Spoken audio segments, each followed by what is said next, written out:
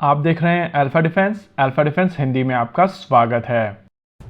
आज के इस वीडियो में हम लोग बात करेंगे भारतीय थल सेना की तरफ से एक्वायर किए जाने वाले ड्रोन्स को लेकर। हमारी लेटेस्ट इन्फॉर्मेशन के हिसाब से Indian army 65 unit runway independent unmanned aerial vehicles को एक्वायर करने वाली है। देखिए, यहाँ पर इस सिस्टम को समझना जरूरी है। यहाँ पर बात हो रही है एक ऐसे ड्रोन की जिसको उड़ाने के लिए रनवे की आवश्यकता नहीं होगी। इस तरीके के ड्रोन 2-3 तरीके से अचीव किए जा सकते हैं। एक, कैटापल्ट असिस्टेड ड्रोन्स, जैसा कि निशांत हुआ करता था। निशांत को लॉन्च करने के लिए एक हाइड्रोन्यूमेटिक लॉन्चर का प्रयोग किया जाता था जो ट्रक के पीछे माउंटेड होता था और इसकी मदद से इस ड्रोन को लॉन्च किया जा सकता था। दूसरा तरीका हो सकता है वर्टिकल टेक ऑफ, जहां पर स्विच यूएवी की तरह 4 रोटर्स के साथ में यूएवी बिना किसी रनवे के टेक ऑफ कर सकता है।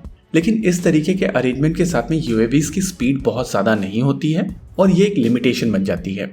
रिसेंटली एक नई अप्रोच देखी गई है जहां पर यूएवी बेसिकली एक क्वाडकॉप्टर की ही तरह टेक ऑफ करता है, लेकिन बाद में इंजन ट्रांजिशन होकर इसको एक फिक्स विंग यूएवी बना देते हैं, जैसा कि आमतौर पर V-22 ऑस्प्रे के साथ में देखा जाता है।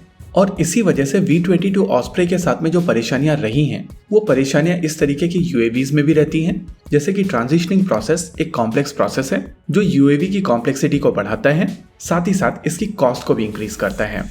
वहीं पर अगर चौथी अप्रोच की बात की जाए तो ये अप्रोच सबसे ज्यादा प्रैक्टिकल अप्रोच है। यहाँ पर लॉन्चिंग के लिए किसी भी तरीके के बल्कि इक्विपमेंट की जरूरत नहीं पड़ती है, ना ही यहाँ पर इंजन को ट्रांजिशन करने की जरूरत पड़ती है, यानी कि कॉम्प्लेक्सिटी और कॉस्ट भी नहीं ऐड होती है। और सबसे इंपॉर्टेंट चीज, यहाँ पर आपको स्पीड के साथ में भी कॉम्प्रोमाइज करने की आवश्यकता नहीं होती है। बेसिकली इस अप्रोच में यूएवी एक क्वाडकॉप्टर की ही तरह टेक ऑफ करता है और टेक ऑफ करने के बाद में ये अपनी इनिशियल स्पीड अचीव कर लेता है। तो इसमें पीछे की तरफ मौजूद पुशर कॉन्फ़िगरेशन में एक इंजन इसको प्रोपेल करते हुए आगे ले जाता है। अब जब हम लोगों ने 4 अलग अलग तरीके की अप्रोच की बात कर ली है तो आइए समझ लेते हैं कि इंडियन आर्मी की एक्चुअल रिक्वायरमेंट किस तरीके की है और इनमें से कौन सी कॉन्फ़िगरेशन इंडियन आर्मी के लिए बेस्ट रहने वाली है। इंडियन आर्मी बेसिकली यहाँ पर टैक्टिकल यूएवी देख रही है जिसकी रेंज 100 किलोमीटर के आसपास होने वाली है। यहाँ पर रेंज को समझना जरूरी है। बेसिकली इंडियन आर्मी चाहती है कि ये सिस्टम ग्राउंड कंट्रोल स्टेशन से 100 किलोमीटर तक की दूरी पर कंट्रोल किया जा सके। यहाँ पर वो सैटकॉम नहीं देख रहे हैं। इसकी एंड्योरेंस कम से कम 6 घंटे होनी चाहिए और इसकी एल्टीट्यूड सीलिंग 16,000 फीट की होनी चाहिए। आर्मी यहाँ पर एक स्टेल्दी यूएवी देख रही है और वो चाहते हैं कि इसका रेडार क्रॉस सेक्शन भी काफी कम हो। इसके अलावा इसमें एक इलेक्ट्रो ऑप्टिकल सिस्टम भी होना चाहिए जो डे टीवी कैमरा और medium wave infrared camera carry कर सके। इस सिस्टम के पास में एक बैकअप पावर सप्लाई भी होनी चाहिए, यानी कि किसी भी कारण के चलते अगर इसके ऊपर मौजूद सब सिस्टम्स को पावर सप्लाई नहीं मिल रही है तो ऑनबोर्ड बैटरीज इसको लगभग 90 मिनट्स तक पावर दे सके। ये जैम प्रूफ होना चाहिए और इसके ऊपर मौजूद लेजर रेंज फाइंडर की रेंज 20 किलोमीटर की होनी चाहिए।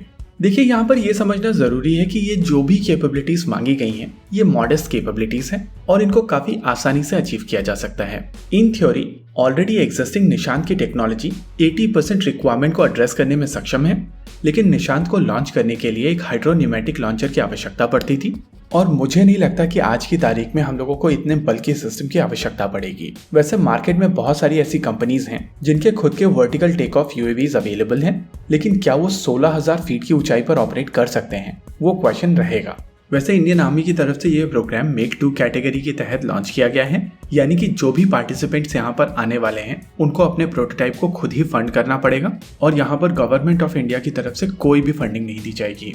सबसे इंटरेस्टिंग चीज ये है कि यहाँ पर इंडियन आर्मी की तरफ से 48 वीक्स का समय दिया गया है प्रोटोटाइप डेवलपमेंट के लिए, यानी कि लगभग 11 महीने के अंदर ये प्रोटोटाइप डेवलप हो जाना चाहिए और वहां से 2 साल के अंदर पूरे 65 यूनिट ड्रोन्स और 26 यूनिट ग्राउंड कंट्रोल स्टेशन भारतीय थल सेना को डिलीवर हो जाने चाहिए।